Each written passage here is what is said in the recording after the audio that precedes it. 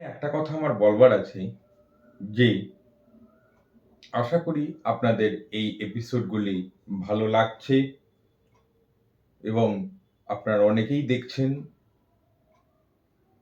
কিন্তু দেখুন, যদি আমাদের সাথে আপনাদের একটা ইন্টারাকশনস না হয়, কিছু যদি কথোপকথন বা সংযোগ স্থাপন না হয়, আপনাদের কেমন লাগছে সেটা ভালোই হোক বা মন্দই হোক, সে ব্যাপারটি যদি আমরা কিছু জানতে না পারি, কিছু ফিডব্যাক না পাই, সেক্ষেত্রে আমরা নিজেরা মনের দিক থেকে একটা কি বলবো একটা নিউট্রাল পজিশন বা বলা ভালো কিছুটা হতোদ্যম হয়ে পড়ি। তাই চাইবো যে আপনাদের যেমনই লাগুক, সে ভালো বা মন্দ যে কোনো ধরনেরই সমালোচনা কাম্য। আপনারা আশা করি সেই সমালোচনাগুলো দিয়ে আমাদেরকে গৌরবান্বিত করবেন এবং আমাদেরকে সাহায্য করবেন আরো উন্নতি করতে। আগের দিন আমরা লোমহর্ষণ, সৌতি, উগ্রশ্রবা এদের কথা বলেছিলাম। আজকে সামান্য কিছু সুতো বা সুতো বলতে কি বোঝাচ্ছে সেই জায়গাটা একটু বলে নিয়ে আমাদের অনেকের মতেই, অর্থাৎ কিনা বিভিন্ন পণ্ডিতদের মতে যে জায়গাটি বলা হচ্ছে যে অনেক প্রক্ষেপ হয়েছে, পরবর্তী সময়ে সংযোজিত হয়েছে, আদপে এই মহাভারতের রূপ এমনটি ছিল না, এই যে কথাগুলো বলা হয়, এই জায়গাগুলোকে একটুখানি বক্তব্য রাখার বা বিশ্লেষণ করার চেষ্টা করব। দেখুন, মনু সংহিতা, মনু এ সম্বন্ধে আমরা অনেকেই কিন্তু পরিচিত এবং অনেক ক্ষেত্রে তো মনুবাদী এই শব্দটি, বিশেষ করে উত্তরপ্রদেশ বা অন্যান্য জায়গাগুলোতে, কিছু কিছু জায়গাগুলোতে আমি যতদূর জানি এই মনুবাদী শব্দটি কিন্তু যথেষ্ট পরিমাণে ব্যবহার হয়ে থাকে, ইউজ হয়ে থাকে। তো সেই মনুসংহিতা, যাকে অনেকে গালাগাল করি আমরা, অনেকেই করেন, তার সব কথা যে ভালো, সব কথা যে কোনোটিই যে মন্দ নয়, এরকম ব্যাপারটি নয়। মন্দ কথাও অনেক আছে যেগুলি আদপে হয়তোবা হয়তোবা ঠিকঠাকভাবে প্রযোজ্য হতে পারে না, বিশেষ করে আধুনিক কালে আরোই তো বেশি।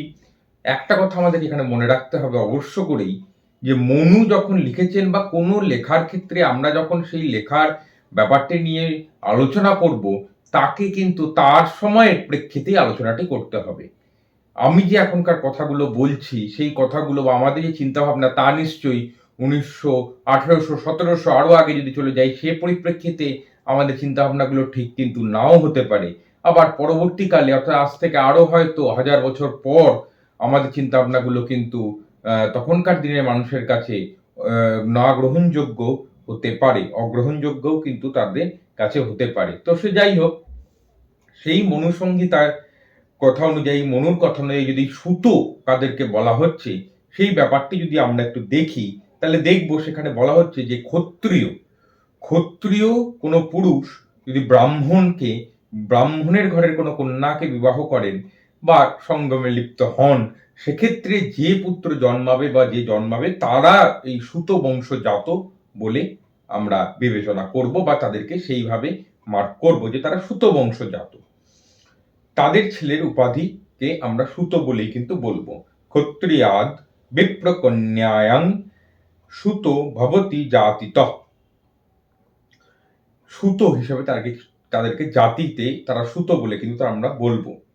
কিন্তু এই যে মহাভারতের সৌতি, মহাভারতের লোমহর্ষণ বা উগ্রশ্রবা, এই যে সৌতি, এদেরকে কিন্তু ঠিক এভাবে না ভাবলেও চলে বা অন্যভাবে ভাবনাটা আমার মনে হয় শ্রেয়, বা অনেক পণ্ডিতরা এরকম মতামত দিয়ে থাকেন।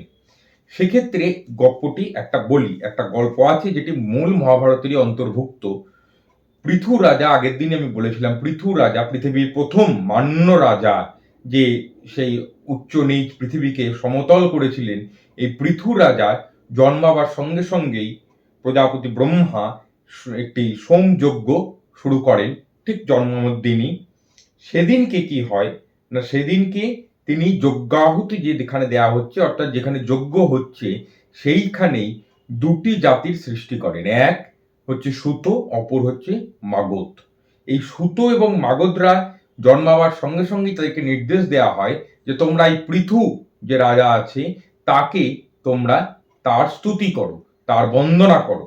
এই যে তারা যে স্তুতি করতে আরম্ভটি করলেন, এই যে তারা রাজার বন্দনা করতে আরম্ভ করলেন, এই কিন্তু শুরু হয়ে গেল রাজবংশের কীর্তিগাথার জয়গান করবার একটি জাতি। অর্থাৎ সুতরা এমনই একটি জাতি যারা এই জয়গানগুলো করে থাকেন। সে রাজবংশের হয়ে থাকে প্রথমত, এছাড়াও যে বিভিন্ন ঋষি মুনি ঋষি রয়েছে তাদের যে সমস্ত আশ্চর্য তপশ্চর্যা রয়েছে, আশ্চর্য কাহিনী রয়েছে, সেগুলিকে যেমন বলে বেদ উপনিষদ, যেমনটি আমরা জানি এগুলো আগেকার দিনের শ্রুতি ছিল, শুধু শুনে শুনে মনে রাখতে হতো, কোনো লিপি আকারে লিপিবদ্ধ ছিল না, কোনো লিপি ছিল না এবং দীর্ঘকাল যাবৎ ছিল না।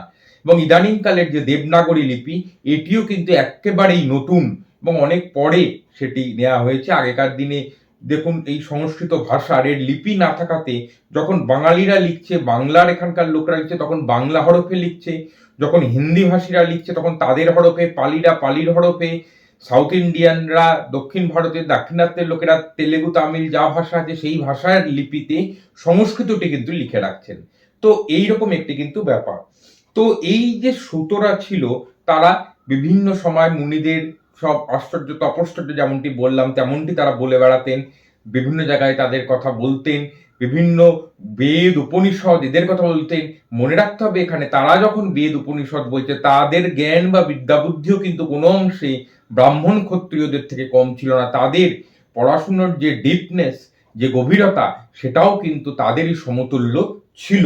এবং ধীরে ধীরে তারা যেহেতু এই টাইপের বিভিন্ন রাজবংশের কথা বলছে, মুনিদের কথা বলছে, এক একটি ইতিহাস বলছে, সেকালে তো ইতিহাস বলা হতো না, পুরাণ বলা হতো, তাই তারা কিন্তু পৌরাণিক এই তকমাই কিন্তু পাচ্ছে। এবং সে কথা শ্লোকে উল্লেখ আছে, সেই শ্লোকটা যদি আমি একটুখানি বলি যে শ্রুতা পৌরাণিকা প্রক্তা, এরকম কথাটি কিন্তু বলা হচ্ছে। এবং এই যে লোমহর্ষণ বা তার পুত্র যে সৌতে উগ্রশ্রবা, সে যাই হোক না কেন, এরাও কিন্তু পৌরাণিক, এও কিন্তু শ্লোকে উল্লেখিত রয়েছে। লোমহর্ষণ পুত্র উগ্রশ্রবা সৌতি পৌরাণিক নৈমিষারণ্যে, সেই নৈমিষারণ্যে তিনি উপস্থিত হয়েছেন ইত্যাদি ইত্যাদি বলা হয়েছে আগের দিন, যেরকম আমি আপনাদের কাছে বলেছিলাম। এবং সেই কারণে তাদের জ্ঞানের জন্য, তাদের স্মৃতিশক্তির জন্য তারাই যেহেতু আলটিমেটলি মানে যেটাকে বলা হয়ে থাকে চলাফেরা করা বই, এরকম একটা ব্যাপার, বা তাদের জ্ঞানটাকেও কিন্তু যথেষ্ট পরিমাণে মুনি ঋষিরা কিন্তু সম্মান জানাতো এবং তাদের বিদ্যা বুদ্ধির যে গভীরতা এবং ব্যাপ্তি, এটিও কিন্তু প্রণম্য ছিল, এটিও কিন্তু সম্মানের চোখেই দেখতে হবে এবং তারা সেকালে দেখা হতো। আমরা মহাভারতে প্রধানত ধর্ম, অর্থ, কাম, মোক্ষ, এই যে চার আমাদের যে ব্যাপারটি রয়েছে, এই সমস্ত ব্যাপারটি মিলিতভাবে এক বিচিত্র শঙ্করের সৃষ্টি করেছে। আর এই শঙ্করের সৃষ্টি করার জন্য, এখানে শঙ্কর মানে ভগবান নয়, মিশ্রণ, শঙ্কর জাতি বা শঙ্করের সৃষ্টি করেছে, মিশ্রণের সৃষ্টি করেছে। এটি কিন্তু মহাভারত ইতিহাসেরই, যেহেতু মহাভারতকে এক অর্থে ইতিহাসই বলা হয়ে থাকে, পঞ্চম বেদ বলা হয়ে থাকে, তাই এটিও কিন্তু মহাভারতের, যেহেতু নিজে একটি শঙ্কর মহাকাব্য পঞ্চম বেদ, তাই এটি বলবার জন্য এই শঙ্কর জাতির শঙ্কর জন্মা এই সমস্ত সুতোদেরাই কিন্তু একমাত্র এবং সর্বোৎকৃষ্ট, একমাত্র উপযুক্ত জাতি যারা এগুলির বলার জন্য আজ্ঞাবহ বা তারা বলে থাকেন। এরকম ব্যাপারটি কিন্তু আমরা বলতেই পারি, কেননা বিভিন্ন সময় বিভিন্ন কবি, আগন্তুক এরা কিন্তু এডিট করেছেন। এখন যারা এইগুলো বলছে, অর্থাৎ সেকালের কথক ঠাকুররা যারা এগুলো কনভে করছে পাঁচজনের কাছে, যাদের মাধ্যমে যুগ যুগ ধরে পরম্পরায় বিভিন্ন ঋষি মুনি মানুষরা সমস্ত জেনে এসেছে, তাদের উপরে কিন্তু যারা শুনিয়ে এসেছেন তাদের উপরেও কিন্তু এই সুতোদের, এই কথক ঠাকুরদের যথেষ্ট একটা মায়া আছে। আবার সহমর্মিতাও তারা পোষণ করত, যারা তাদেরই সমসাময়িক সময়ে তারা যারা এই মহাভারত শোনাচ্ছেন তাদের প্রতিও কিন্তু এরকমই একটি সহমর্মিতা তারা পোষণ করত। আবার তাদের জন্য শুভেচ্ছা বার্তা তারা রেখে গিয়েছেন, যারা পরবর্তীকালে এই যে যারা মহাভারত, পুরাণ ইত্যাদি বেদ বেদান্ত পরিষদের কথা বলবেন পাঁচজনের সামনে, শোনাবেন। আমি প্রার্থনা করব যে সেই সমস্ত মহান সুত শঙ্কর জন্মাদের আশীর্বাদ আমাদের উপরেও, বিশেষত আমার উপরেও এবং আপনাদের উপরে, দুজনের উপরেই বর্ষিত হোক, এবং আমারও যাতে কিছু স্ফুরণ ঘটে, তাদের পরম্পরাকে একত্রিত রেখে তাদের পরম্পরাকে বহন করে নিয়ে যাওয়ার যে জায়গাটা, অর্থাৎ এই যে জানানোর জায়গাটা, মহাভারত বলবার যে জায়গাটা, এটি যাতে করে তাদের মতোই একটি উৎকৃষ্ট জায়গায় আমি পৌঁছতে পারি। আখ্যাস্বন্তি তথৈবন্যে ইতিহাস সমীমং ভুবি। এই সমস্ত ইতিহাস কথার তারাই বলেছে, তাদের মুখ নিঃসৃত, এবং সেগুলো আজও কিন্তু সমানভাবেই গুরুত্বপূর্ণ। এই সংকট জন্মাসূতদের কাছে সবার জন্যই, আমার জন্য আশীর্বাদ প্রার্থনা করছি। আচক্ষ কবয় কেচিৎ সম্প্রত্যাচক্ষতেই। আবার ভবিষ্যতেও অন্য কবিরাও আমারই মতো এই মহাভারত নামক এই ইতিহাসকে কিন্তু বলবেন, জানাবেন পাঁচজনের কাছে। গবেষকরা অনেক ধরনের দেখুন তথ্য, নানান ধরনের নোটস, পরীক্ষা নিরীক্ষা করে তারা এটিকে বিভিন্ন জায়গায়, বিভিন্ন গবেষকরা এটি প্রমাণ করে দিয়েছেন বা প্রমাণ করার চেষ্টা করেছেন যে এটি প্রক্ষেপ, এটি পরবর্তী সময়ে সংযোজিত হয়েছে, এটি ব্রাহ্মণ দ্বারা সংযোজিত হয়েছে, এটি ব্রাহ্মণ্য প্রথার প্রভাব, ইত্যাদি ইত্যাদি ইত্যাদি। কিন্তু কিন্তু দেখুন, আমরা যদি সেই সমস্ত অসামঞ্জস্যগুলোকে নিয়ে যদি প্রচন্ড পরিমাণে চিন্তা করি, তাহলে কিন্তু আমাদেরই একটি সমস্যার সৃষ্টি হয়। কি সমস্যা? না, সামগ্রিকভাবে মহাভারতকে দেখবার, তার রসাস্বাদন করবার যে জায়গাটা, সেটি কিন্তু প্রথমত বিঘ্নিত হবে ওগুলো চিন্তা করতে করতে।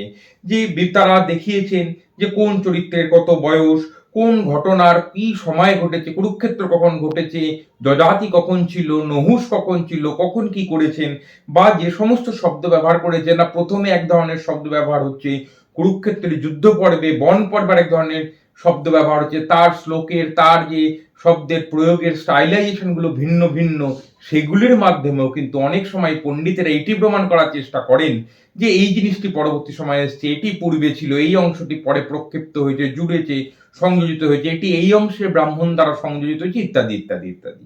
কিন্তু ওই যে বললাম যে সমস্যা ওইখানেই, যে সামগ্রিক রস আস্বাদনে। এই যেমন একটা উদাহরণস্বরূপ আমি বলতে পারি, এই যে ভীমসেনের রক্তপানের যে জায়গাটা, এটা হয়তো আপনাদের অনেকেরই মনে আছে। এই ভীমসেনের যে রক্ত আস্বাদন করার জায়গাটা, এটি অনেক মহান পণ্ডিতদের মতে এটি একটি আদিম যে সমাজের যে প্রতিহিংসা, সেটিকে যেন ইন্ডিকেট করছে।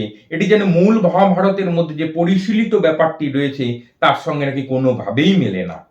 আবার দেখুন, মহাভারতের মূল ক্ষত্রিয় কাহিনীর সঙ্গে সঙ্গে যেখানে জ্ঞাতি বিরোধ, যুদ্ধ বিগ্রহ ইত্যাদি ইত্যাদি হচ্ছে, জমি নিয়ে টানাটানি হচ্ছে, সম্পত্তি নিয়ে টানাটানি হচ্ছে, তার মধ্যে হঠাৎ হঠাৎ করে ঋষিক জ্ঞান, নীতি কথা, এই সমস্ত ব্যাপারগুলোও নাকি পরবর্তীকালে ব্রাহ্মণ সংযোজন, এগুলিও মূল মহাভারতের সঙ্গে মেলে না। তাই অনেকের মতেই এই যে জ্ঞাতি বিরোধের অংশটুকু, এই যে মারদাঙ্গা হচ্ছে, এই যে বিরোধ, এই যে একটা যে পাশা খেলা, অন্যায়, অবিচার, যুদ্ধ বিগ্রহ ইত্যাদি, এই জ্ঞাতি বিরোধের পার্টিকুই নাকি শুধুমাত্র মূল মহাভারতের ছিল। পরবর্তী সময় যা যা আছে, অর্থাৎ আদি পর্বই বলুন, মহাপ্রস্থানী বলুন, ইত্যাদি যা যা আছে, সবই নাকি আলটিমেটলি এগুলো কিন্তু পরবর্তী সময় সংযোজিত হয়েছে। এটি মূল মহাভারতের অংশ নয়। এবং বিশেষত অনেকে বলেন যে এই যে সমস্ত ব্যাপারগুলো, এগুলো কিন্তু নাকি ভার্গব বংশীয় ব্রাহ্মণদের তৈরি। এই যে বিভিন্ন সময় যে ব্রাহ্মণ্য সংযোজন করা বলা হচ্ছে, এগুলো মূলত ভার্গব বংশীয় ব্রাহ্মণদের তৈরি। এই কথাগুলি যারা বলছেন, সেই সমস্ত মহাপণ্ডিতেরা, এই সংযোজন হয়েছে, প্রক্ষিপ্ত হয়েছে, ইত্যাদি ইত্যাদি, তাদের অবশ্যই প্রশংসার একটা জায়গা আছে। কি প্রশংসা? কেন তাদেরকে প্রশংসিত করতে হবে আমাদের? না, তাদের যে জ্ঞানের ব্যাপারটি, তাদের যে বিদ্যার বিন্যাসের যে কৌশল, তাদের যে পরীক্ষা নিরীক্ষা ইত্যাদি ইত্যাদি, সত্যি প্রশংসনীয়, সত্যিকারই প্রশংসনীয়। তাদের জ্ঞান, তাদের জ্ঞানের ব্যাপ্তি, সব সত্যি তাদের কাছে, তারা আমাদের কাছে নমস্য তাদের জ্ঞানের জন্য। কিন্তু সাথে সাথেই আরেকটি জিনিসও কিন্তু আসে, যেমন বলা হয়ে থাকে না যে শিব নিলে শিবের কণ্ঠে তো বিষটুকুও আছে, দুধে জলটুকুও আছে। এই ব্যাপারটুকু, এই জায়গাটুকুকে যদি আমরা দেখি, তো সেই সমস্ত মহান পণ্ডিতদের জন্য সত্যি কথা বলতে কি একটু মায়াও হয়। আমার মায়া হয় এই জন্য যে তারা এই সমস্ত ব্যাপারগুলোকে দেখতে দেখতে, পরীক্ষা নিরীক্ষা করতে করতে সামগ্রিকের প্রতি যে একটা স্বচ্ছ দৃষ্টি নিয়ে তারা তাকিয়ে তার যে রসাস্বাদন করবেন, এই ব্যাপারটি তারা কিন্তু আর পারেন না। তাদের কাছে সমস্তটাই যেন ওই পরীক্ষা নিরীক্ষার একটি বিষয়, এটি নেই ওটি আছে, এটি ঢুকেছে বলে মহাভারত অশুদ্ধ হয়ে গেল। যদিও কথায় আছে যে এতে তো আর মহাভারত অশুদ্ধ হবে না, কিন্তু তবুও আমি বলতে বাধ্য হচ্ছি যে ওই ব্যাপারগুলোর দিকে প্রক্ষেপ করতে করতে, সংযোজন করতে করতে মূল মহাভারতের গোটাটাকে সামগ্রিকভাবে মহাভারত যা শ্লোক পাওয়া যাচ্ছে সবকটাকে একসাথে নিয়ে যে একটা রসাস্বাদনের জায়গা, সেটি কিন্তু কোনোভাবেই তারা নিতে পারেন না। এক্ষেত্রে একটি মজার কথা আমার মনে পড়ছে, যেটি মূলত নীতিশাস্ত্র, সংস্কৃত নীতিশাস্ত্রেই আছে, যে কাব্য পড়তে পড়তে কাব্যার্থের যে কাব্যের যে অর্থ, সেটি রসাস্বাদনটি না করে কাব্যের মধ্যে শব্দগুলির উৎপত্তি, তাদের উৎস সন্ধানে যখন মানুষের মন বা যে পড়ছে তার মন যখন বেশি ধাবিত হচ্ছে, বেশি চিন্তিত হয়ে পড়ছে তার উৎপত্তি নিয়ে, কাব্যের রসটুকু কিন্তু আর পাওয়া হয় না। সেটি কেমন, সে ব্যাপারে আমার একটা খুব বাজে কথাই আছে সেখানে, যদি উদাহরণটা কিঞ্চিত বাজে, একটু বাজে, তবু আমার মনে হয়েছে, যে কারণে আমি বলছি, যে খুব একটা অন্যায় বা খুব একটা ভুল উদাহরণ দিচ্ছে না। বলছে নিবিমক্ষণ কালে তু বস্ত্র মৌল্য বিচিন্তকা। অর্থাৎ অর্থাৎ কি না, অর্থাৎ হচ্ছে যারা ওই কাব্য পড়তে পড়তে ওই কাব্যের মধ্যে শব্দের উৎপত্তি নিয়ে বেশি চিন্তিত হয়ে পড়েন, তারা প্রকৃত অর্থে শৃঙ্গার কালে, রমণ কালে, রমণীর আবরণ উন্মোচনের সময় সেই আবরণ, সেই কাপড়ের দাম কত সেটা নিয়ে বেশি চিন্তিত হয়ে পড়ছে। রমণের যে আনন্দ বা শৃঙ্গারের যে রস, সেটি তারা আর পাচ্ছেন না, সেটি আস্বাদন করার জায়গাতেই তারা থাকছেন না। গঙ্গায় দেখবেন খাল, বিল, নালা, নর্দমা ইত্যাদি ইত্যাদির ভালো জল, বাজে জল, নোংরা জল, শৌচের জল, বিভিন্ন জল সেখানে এসে মিলিত হচ্ছে। কিন্তু মিলে যাওয়ার পর আমরা কি আর কোনোভাবেই তাকে আলাদা করার জায়গায় থাকছি, আলাদা করতে পারছি? যে হ্যাঁ, গঙ্গার থেকে এক ঘটি জল তুললাম, গঙ্গার থেকে এক শিশি জল নিয়ে আসলাম, এখানে এই অংশটুকুর জল, এইটুকু জল নর্দমা থেকে এসছে, এইটুকু কারখানা থেকে এসছে, এইটুকু ড্রেন থেকে এসছে, এইটুকু খাল থেকে এসছে, পারি কি আমরা করতে? নাকি আমরা যে জলটা নিয়ে আসি গোটাটাকেই গঙ্গা জল হিসাবে গ্রহণ করে তার মাধ্যমে পুণ্যার্জন করতে চাই, তাকে পূজায় ব্যবহার করি? গোটাটাকেই কিন্তু আমরা গঙ্গা জল হিসাবেই কনসিডার করছি, ওটাটাকেই কিন্তু গঙ্গা জলের পবিত্রতাই আমরা তাকে অর্পণ করছি, পবিত্রভাবেই তাকে আমরা গ্রহণ করছি, ব্যবহার করছি। ঠিক তেমনি মহাভারতের মধ্যে হয়তোবা নাকি নিশ্চয়ই রূপে বিভিন্ন সময় সংযোজিত হয়েছে এত বড় জ্ঞাতি গোষ্ঠী, এত বড় জনগোষ্ঠীর এত সিডস, এত গল্প, এত বিচিত্র বিচিত্র ঘটনা, তার মধ্যে সংযোজন নিশ্চয়ই ঘটেছে, কিন্তু সেই সংযোজনের মধ্যে থাকা শ্লোকগুলি, সেই সংযোজনের মধ্যে থাকা অংশগুলি কিন্তু আজ মহাভারতের মর্যাদায় প্রাপ্ত হয়েছে। মহাভারতের সব শ্লোকই মহাভারতের মধ্যে, সে সংযোজিত হোক অসংযোজিত হোক, মূল মহাভারতে থাক, সবকটি কিন্তু মহাভারতের মধ্যে আত্মীকৃত হয়ে মহাভারতের মর্যাদায় পেয়েছে। অনেকের মতে যেখানে যেখানে নারী অধিকার খর্ব হচ্ছে, বা ধরুন শূদ্রের যে ব্যাপারটা, শূদ্রদেরকে নিন্দা করা হচ্ছে, তারা নিন্দিত হচ্ছে, বা ধরুন বিভিন্ন ধরনের যে আচার বিচার সংস্কারগুলির কথা বলা হচ্ছে, সেগুলিকে উৎকৃষ্ট বলা হচ্ছে, খুব ভালো বলা হচ্ছে, তাদের জয়গান করা হচ্ছে, সেগুলি ব্রাহ্মণ প্রক্ষিপ্ত। তবে এখানে একটা, তাহলে যদি এগুলো ব্রাহ্মণ প্রক্ষিপ্ত হয়, আমার তাহলে এখানে একটি প্রশ্ন আছে, তাহলে কি বাকি অংশগুলো ক্ষত্রিয়, বৈশ্য বা শূদ্র অন্যদের রচিত? সেগুলি কি ব্রাহ্মণের রচিত নয়? তাহলে তা ব্রাহ্মণ নিজে যদি গোটাটা লিখে থাকে, তাহলে ব্রাহ্মণরাই, যদি আমি ধরে নিই, যেহেতু আমরা জানি সেকালে মূলত ব্রাহ্মণরাই পড়াশোনার জায়গাটি করত, অধ্যাপনাটি করত, তাই সেগুলো যদি ব্রাহ্মণ হয়ে থাকে, পরবর্তী যদি ব্রাহ্মণ হয়ে থাকে, তাহলে হয়তো এটা বলা ঠিক হবে সংযোজিত জায়গাগুলি, যেখানে যেখানে পরবর্তী সময় ব্রাহ্মণ্য প্রথার প্রভাব আমরা দেখতে পাই, সেগুলি দুষ্ট ব্রাহ্মণ দ্বারা সংযোজিত, দুষ্ট ব্রাহ্মণ সংযোজন এই নামে বলতে হবে। কিছু অংশ, কিছু ব্রাহ্মণ, দুষ্ট ব্রাহ্মণের জন্য আমরা সমগ্র ব্রাহ্মণ জাতিকে, সমস্ত কবিদেরকেই কিন্তু আমরা নিন্দা করতে পারি না বলেই আমার এটি মনে হয়। জনজাতির শরীরে মনে যে প্রভাব রয়েছে, যে প্রভাব পড়েছে বিভিন্ন কালে কালে বিভিন্ন সময়ে যে লেয়ার পড়েছে, সেগুলিই কিন্তু বিভিন্ন কবিরা বিভিন্ন সময়ে মহাভারতের মধ্যে, মহাকাব্যটির মধ্যে ঢুকিয়ে ঢুকিয়ে সেগুলির মধ্যে সেগুলির সংযোজন করিয়ে করিয়ে মহাভারতকে, মহাকাব্যটিকে আজকের এই রূপ দিয়েছে, যে রূপ, যার মধ্যে বিভিন্ন লেয়ার আমরা পাচ্ছি, বিভিন্ন সময়ের পরিচয় পাচ্ছি, বিভিন্ন ইতিহাসের আমরা জায়গাটা দেখতে পাচ্ছি। পরীক্ষিত পুত্র জন্মেজয়ের যে সর্পচন্দ্র যজ্ঞ হয়েছিল, জন্মেজয়ের সর্পসত্র যে যজ্ঞটি হয়েছিল, সেখানে ব্যাসদেবের উপস্থিতিতে এক ব্রাহ্মণ নাম বৈশম্পায়ন, আগের দিন আমি বলেছি, তার মুখ নিঃসৃত হয়েছে এই মহাভারত কথাটি। কিন্তু ওই প্রথম, তারপর কেন কি আমরা যতটা মনে হয় পড়ে যে এই যে মহাভারতের মূল অংশ, অর্থাৎ এই জ্ঞাতিবিরোধের জায়গাটির আগের যে আদি অংশটি, সেটি ব্যাসদেবের রচনা আপ টু যুধিষ্ঠির, কিন্তু তার পরবর্তী অংশ হয়তো বা কতক ঠাকুররা বিভিন্ন সময় এডিট করে করে সেখানে ঢুকিয়ে দিয়েছে, বিভিন্ন কবিরা সেখানে ঢুকিয়েছে। যেমনটা আমি বললাম যে কতক ঠাকুরদেরও কিন্তু একটা মারাত্মক সিগনিফিকেন্ট রোল সেকালে কিন্তু একটা প্লে করতো। তো সেই কতক ঠাকুররা কিন্তু সেখানে সেখানে বিভিন্ন সময় ঢুকিয়ে দিয়েছে।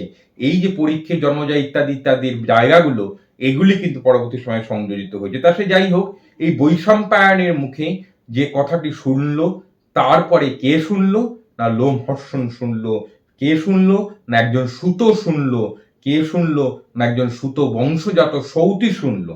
এইটি শোনার পর সে যখন বিভিন্ন জায়গায় এই মহাভারত বলে বেড়াচ্ছে, সে তার সেই শঙ্কর জন্মার কণ্ঠেই কিন্তু সেটি প্রচারিত হচ্ছে, সেটি প্রসারিত হচ্ছে, সেটি বিভিন্ন লোক জানতে পারছে, নানান ঋষি মুনিরা, বিভিন্ন জ্ঞান পিপাসুরা সে জ্ঞান আহরণ করছে, জ্ঞানটি কিন্তু তারা পাচ্ছে। এরকমই একজন একজন সৌতির মুখ থেকে, উগ্রশ্রবার মুখ থেকেই কিন্তু এই গল্প আমরা, এই যে মহাভারতটি আমরা শুনতে পাচ্ছি। মহাভারতের বিচিত্র সংযোজন যেমন শঙ্করের সৃষ্টি করেছে, ঠিক কথক ঠাকুরটিও কিন্তু ব্রাহ্মণ নয়, কোনো ক্ষত্রিয়ও নয়, কোনো বৈশ্যও নয়, সেও কিন্তু কোনো শূদ্রও নয়, সে কিন্তু নিজেও একজন শঙ্কর। শঙ্কর মহাকাব্য, শঙ্কর মহাভারত একজন শঙ্করের মুখ থেকেই যে উচ্চারিত হচ্ছে, এটি বুঝি সর্বোৎকৃষ্ট জায়গা, এটি বুঝি সব থেকে উপযুক্ত জায়গা, যে যেমন কাব্য, যেমন আমাদের সমাজ, আমাদের কালচার, এই যে আমরা এখনকার দিনে যে সারা দিন ধরে যেরকম ভাবে থাকি, বেঁচে থাকি, কথাবার্তা বলি, খাওয়া দাওয়া করি, সেই ভাষা, সেই চলন বলন, সবকিছুই যেন বা ভার্চু অফ কলোনিয়ালিজম, গোটাটাই যেমন একটা মিশ্র, একটা সংকটের প্রভাব, সেই সাত্ত্বিক শুদ্ধ ব্যাপারটা, সাত্ত্বিক বলা ভুল, শুদ্ধ ব্যাপারটা সেই জায়গাটা যেমন নেই, ভাষায় নেই, কথায় নেই, পোশাক পরিচ্ছদ, আহারাদি, ব্যবহার, চলাফেরা, কোনো কিছুতেই নেই, এটিও তেমনি নেই। সেই জন্যই আজও আমার মনে হয় যে মহাভারত এত উৎকৃষ্ট, এত প্রাসঙ্গিক এই আধুনিক কালে দাঁড়িয়েও, এবং পরবর্তী কালে যা আসবে পোস্ট মডার্নিজম এরাতেও কিন্তু একইভাবে কিন্তু এর প্রাসঙ্গিকতা থাকবে, এতটুকুও খর্ব হবে না, বরঞ্চ উত্তর বৃদ্ধিপ্রাপ্তই হবে, যেহেতু একটি বহমান ধারা, যেহেতু একটি চলছে, যে নদী হারায় স্রোত, শৈবাল তাকে ঘিরে ধরে। যদি বেঁচে থাকার মেন কথাই হচ্ছে চড়ৈবেতি, শ্রী উপনিষদের শব্দ, চড়ৈবেতি, চড়ৈবেতি, চড়ৈবেতি।